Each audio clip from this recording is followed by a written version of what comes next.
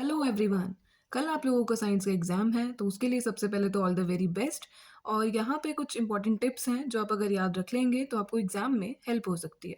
तो फर्स्ट है Fleming's left hand rule, जो कि बहुत इंपॉर्टेंट है टॉपिक, एग्ज़ाम में आ सकता है और आता भी है, क्वेश्चंस काफ़ी आते हैं। तो कई बच्चे इसको भूल जाते हैं, तो उसका याद रखने का एक तरीका मैं आपके पास लेकर आई हूँ।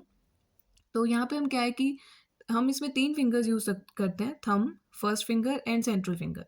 थंब में एम आता है, तो हम उसको याद रख लेंगे मोशन, जो कि क्या बताएगा हमें, फोर्स, कि किस तरफ डिफ्लेक्शन हुआ है, अपवर्ड, डाउनवर्ड, ऐसे। फर्स्ट फिंगर में एफ आता है, तो ये हमें किससे हम याद रख सकते हैं, first finger, F for first finger, F for field, ठीक है। तो फर्स्ट फिंगर हमें क्या देगा, field, magnetic field. Central finger C, C for current. तो सेंट्रल फिंगर से हम क्या मेजर करेंगे, करंट। तो thumb force, first finger magnetic field and जो हमारी सेंट्रल फिंगर करंट, ठीक है। तो ये हम इस तरीके से याद रख सकते हैं Fleming's left hand rule. Second हमारा निमोनिक्स रहेगा, रेजिस्टेंस और रेजिस्टिविटी का फॉर्मूला याद रखने के लिए बहुत इंपॉर्टेंट है। केस बेस्ड क्वेश्चन भी मैं आपको इस फॉर्मूले से करवा चुकी हूँ, जो कि इंपॉर्टेंट टॉपिक है। तो इसको ये कई बार बच्चे फॉर्मूला भूल जाते हैं रेजिस्टेंस एंड रेजिस्टिविटी का। तो आप एक वर्ड याद रख सकते हैं, रीप्ले। तो रीप्ले अगर आप याद रखेंगे तो यहाँ से आप कभी भूलेंगे नहीं इसको। R equal to rho L upon A. ये जो पी है थोड़ा रो जैसा लगता है, resistivity, and L for length, A for area, but ये डिवाइड में जाना है। तो एक तरह से आइडिया लेने के लिए कि क्या न्यूमिनेटर में था, जो पहले आता है वो न्यूमिनेटर में आ जाएगा और एरिया नीचे चला जाएगा। तो रीप्ले R equal to rho L upon A. Third कोई निमोनिक नहीं है, बट एक इम्पॉर्टेंट पॉइंट है जो आपसे पूछा जा सकता है एग्जाम में, ठीक है। या फिर एग्जाम में एज सच नहीं पूछेंगे, और वैसे तो एज सच एमसीक्यू में पूछा जा सकता है, और अगर एज सच नहीं पूछा जाएगा तो न्यूमेरिकल में बहुत यूज़ होता है। तो कनकेव लेंस की पावर आपको याद रखनी है, नेगेटिव होती है, ठीक है, और कन्वेक्स लेंस की पॉजिटिव। और वैसे तो ये अगर जितने ये चैप्टर अच्छे से पढ़ा है उसको कन्फ्यूजन होगी नहीं, लेकिन कई लोग ऊपर ऊपर से पढ़ते हैं ये चैप्टर। तो जिन्होंने ऊपर ऊपर से पढ़ा है उनको कुछ इंपॉर्टेंट पॉइंट्स उन्होंने याद किए होंगे, तो उसमें से ये भी आप इंपॉर्टेंट पॉइंट याद रख सकते हैं कि कनकेव लेंस की पावर नेगेटिव होती है और कॉन्वेक्स लेंस की पॉजिटिव।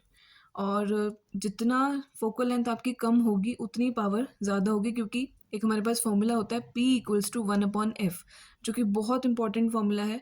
ये अब ज़रूर आपको एग्जाम में मिलेगा, ये इससे बहुत सारे क्वेश्चन आ चुके हैं। P equals to 1/f।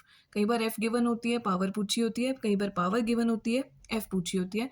इसमें मैं एक और टिप आपको दे देती हूँ, जो कि मैंने लिखी नहीं है, बट आप इसको नोट डाउन कर सकते हैं कि पावर अगर डायोप्टर में है तो फोकल लेंथ आपकी मीटर्स में होगी। तो अगर आपको फोकल लेंथ सेंटीमीटर्स में दी है तो आप पावर का फॉर्मूला ये यूज़ नहीं करेंगे, पहले फोकल लेंथ को सेंटीमीटर से मीटर्स में कन्वर्ट करेंगे, तभी ये फॉर्मूला आप इसको अप्लाई करेंगे, P equals to 1/f। Next mnemonic है स्ट्रक्चर ऑफ डाइकॉट सीड का। इसमें तीन चीज़ें होती है, रेडिकल, प्लूमल और कॉटिलिडन। तो इसमें रेडिकल, आर फॉर रूट, आप ये याद रख सकते हैं, नेक्स्ट वन अपने आप याद हो जाएगा। तो रेडिकल जो है वो फ्यूचर रूट होता है, तो R for radical, R for root, ये आपको भूलेगा नहीं, अब इसको आप याद रख सकते हैं। नेक्स्ट इंपॉर्टेंट पॉइंट जो कि बहुत आता है, फ्लावर का रिप्रोडक्टिव सिस्टम। तो उसमें स्टेमन मेल रिप्रोडक्टिव पार्ट होता है और स्टिग्मा फीमेल, बट ये बहुत कंफ्यूजन करता है कई बच्चों को। तो आप यहाँ से ऐसे याद रख सकते हैं कि स्टेमेन, इसमें मैन, ये मैन पार्ट, मैन से हम इसको याद रख सकते हैं कि ये मेल रिप्रोडक्टिव पार्ट है, एंड वैसे वर्सा अगला सेम स्टिग्मा हो जाएगा फीमेल।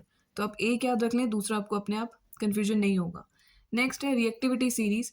रिएक्टिविटी सीरीज कई बच्चे याद रख सकते हैं, मतलब रखते हैं, किसी भी तरीके से रख सकते हैं। तो मैं आप लोगों को जो निमोनिक दे रही हूँ वो ये है कि please stop calling me a zebra, I like Harry call Sita gold. तो ये आप निमोनिक याद रख सकते हैं, अगर याद हो जाए, और अगर किसी ने किसी और तरीके से किया हुआ है तो well and good. Please stop calling me a zebra, I like Harry call Sita gold.